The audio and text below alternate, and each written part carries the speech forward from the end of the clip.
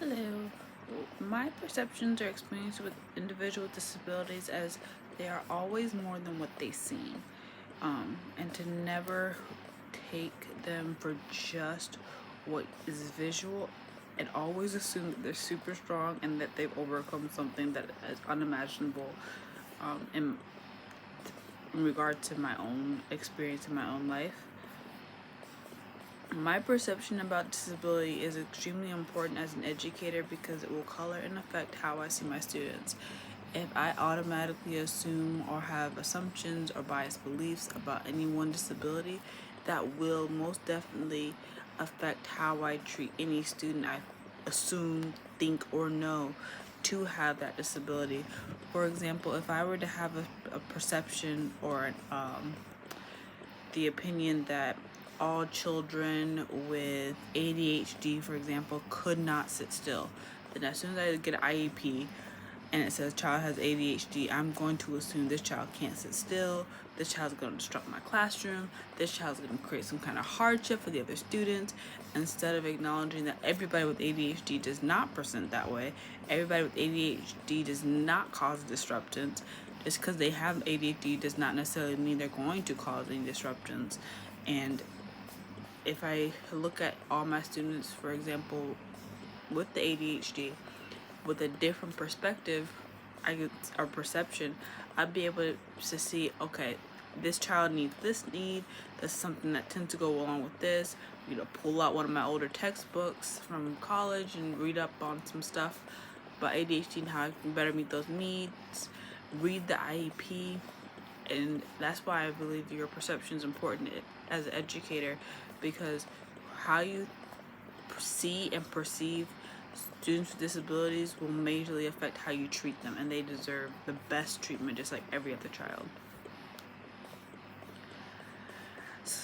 According to Eric, I want to say his name right, Wayne Winmere, society imposes low expectations on those who have disabilities.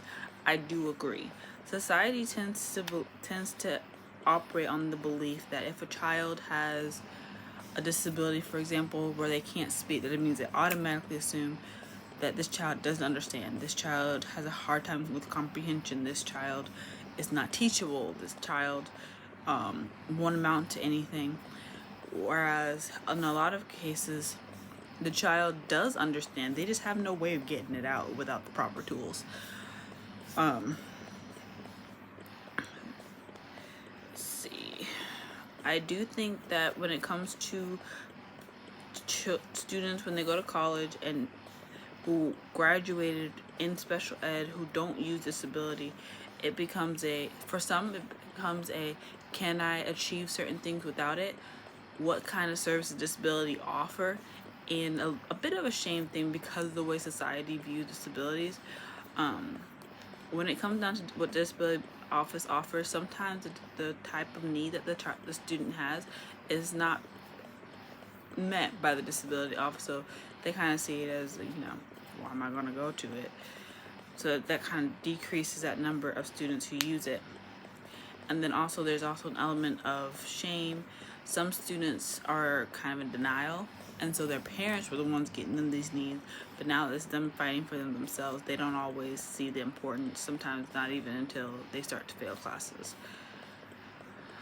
The pros of the response intervention model are that it allows for more early intervention before automatically slapping a label on a child. That may not necessarily be 100% accurate, or let's see, another one is that it allows you to truly grasp what the child might need help in, or student, sorry. A con is that because such a large chunk of it is teacher observation, it is heavily biased based off of a teacher's perception. So let's say, for example, we have a child who is struggling with math, but their presentation may not be them asking for help in math all the time. It may be an angry presentation. They may throw textbooks across the room every time it's time for math. Whereas the teacher in the RTI observation may say, Well, this child is extremely aggressive, unteachable, won't sit still, very disruptive. But because so biased, maybe the teacher's tired, maybe the teacher's kind of worn out, or whatever the case may be, they're not looking at where the struggle might be. They're not looking at it from a clear picture. I do think that might be a con of the system, is that there don't seem to be a lot of checks and balances. It's based off of whoever is observing the child, and observations, as much as we try as educators to be unbiased, are very biased. Sometimes not even on purpose, but that is definitely a con. Another con is there's not a lot of research on it. Because the way it's set up, there hasn't been a lot of research conducted around the country on this model. It's used, but not, definitely there's not a lot of numbers and statistics that go into it. Another thing is that I thought of one more pro. Another pro is that it allows for early intervention. And when I say that, is like when you observe a child, let's say the same example with the child who's angry in math class. Let's say we observe that child and the teacher's able to figure out it's the math. So now they're able to find out that the child may just need early intervention in the form of math in the small group. There may not be a disability, it just needs some extra help. And the question I'm going to pose is, if a student that has been observed during RTI has shown to have some difficulties, should we push more toward evaluations or early interventions?